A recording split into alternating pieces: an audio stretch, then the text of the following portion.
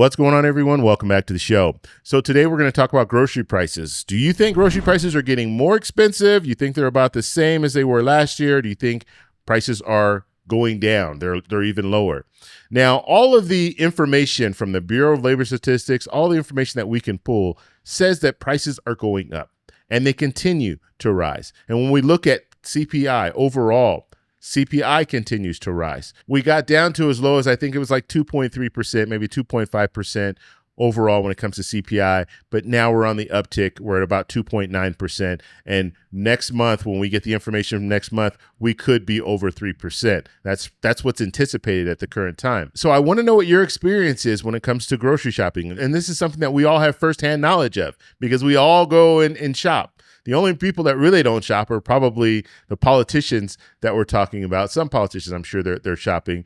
But let's say if you have a lot of money and you have people that go out and shop for you, so you don't really even know how much things cost. But for the vast majority of the American people, we're going to those grocery stores every day or every other day or once a week, and we know how much things cost. So let me know in the comments below your experience. So that's what we're going to focus on in this video. I'm going to show you a clip, and we're going to talk a little bit about that clip. But first off, you guys can do me a favor. Please like the video. And if you're watching this video and you want to see more content like this, please consider subscribing to the channel. Swives watching your wallet and tracking the rise in food prices. Yeah, a recent report found the cost of grocery items ticked up in the month of August. Stephanie Bertini breaks down what the numbers mean for the basics that we all buy.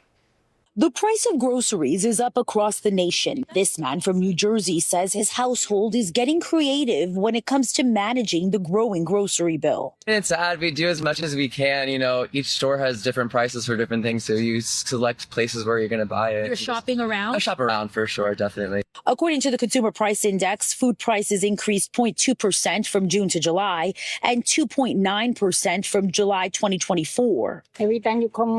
Okay, so and just understand what she's saying there. So if you're going back a year, 2.9%. So that's the increase. So prices of groceries have gone up 2.9% in a year span, and then 0.2% for month to month. And so for those people out there, and there's some people in the comments that will say, no, I see grocery prices going down. Maybe where you live, prices are going down, but overall, when it comes to the U.S., prices are going up.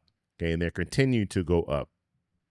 To do shopping is more and more and more Stressful? stressful. A lot.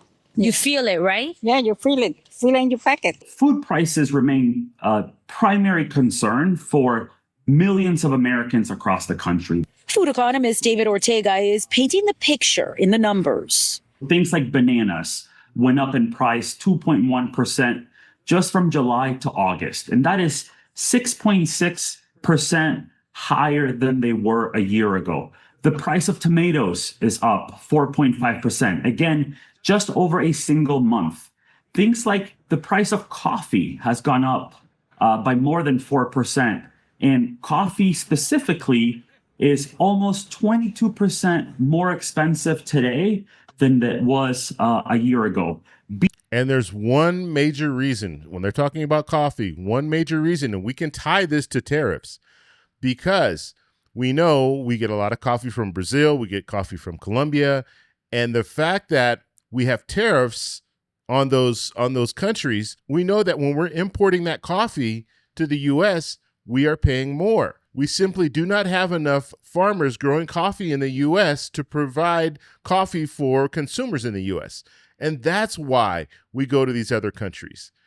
And the problem with coffee and a lot of other things that we grow, we need to have the land to grow it on, and we need to have the climate. And in some places in Brazil and some places in Colombia, and I can tell you firsthand in Colombia, there's a whole region in Colombia that's called the coffee region. And all they do is grow coffee, and it's the perfect climate for it. But we don't have places like that in the U.S. We might have little pockets here and there, but for the most part, we cannot, in the U.S., grow enough coffee to provide coffee beans and coffee for the consumers in the U.S. So we have no choice but to go outside, go to other countries, and the fact that there are tariffs in these other countries now. And so when we import that coffee, and let's say you're a grocery chain and you need to import coffee because you know that consumers want coffee, you're going to import it in, that grocery chain has to pay that tariff. And when they pay that tariff, then they pass it on to the consumer. And that's why we're seeing coffee prices skyrocket. It's a direct result of tariffs. Beef is another example. Ortega says there are a number of factors. Starting all the way back with the COVID-19 pandemic, we saw the supply chain disruptions. Then we had Russia's invasion of Ukraine that affected commodity prices. The bird flu has affected poultry and egg markets. But most recently, we've seen the effects of some of the policies, specifically when it comes to tariffs. All of it creating uncertainty for consumers. I definitely look at prices. I still buy the same amount just because, it's just me. So. But it got your attention. Yeah, it definitely got my attention. It's outrageous. And for, single moms and with kids, it's like we got to stretch out the little bit that we get. Stephanie Bertini, Fox 5 News. And so eventually consumers are going to hit the breaking point. And you heard the young lady there that was talking about she still buys the same amount that she used to buy, but she is more conscious of how much things are costing. Eventually, people are going to hit that point where they can't buy anymore, or they're going to make that choice of, well, I need to put it on my credit card. And that's going to be very, very dangerous, because we're going to see, I think the first thing we would see is people would say, okay, I'm going to put it on my credit card. They keep putting it on their credit card until that credit card is maxed out, and now they're paying that minimum balance every month. And then they get to a point where, okay, let me get another credit card, put it on that credit card, because we need to eat, right? You have to eat. And so you're going to continue doing that until you hit the point where that minimum balance and the interest that you're paying on those credit cards has gotten to a level where now you don't have anything in your savings, you don't have any money left, and now you need to make cuts to your budget. And that's when people are just going to hit that breaking point and say, I can't do this anymore. And so hopefully we don't get to that point. Hopefully we can see something happen when it comes to tariffs. You have this appellate court that's ruled and said that, look, tariffs, the president can't just issue these blanket tariffs out and say they're emergency.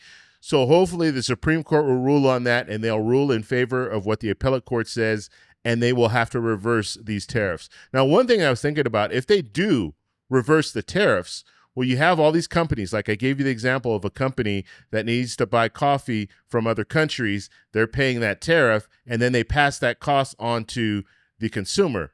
Well, what the appellate court said is that some of these companies that had to pay the tariff should get a refund. They should get their money back. However, what about the consumer?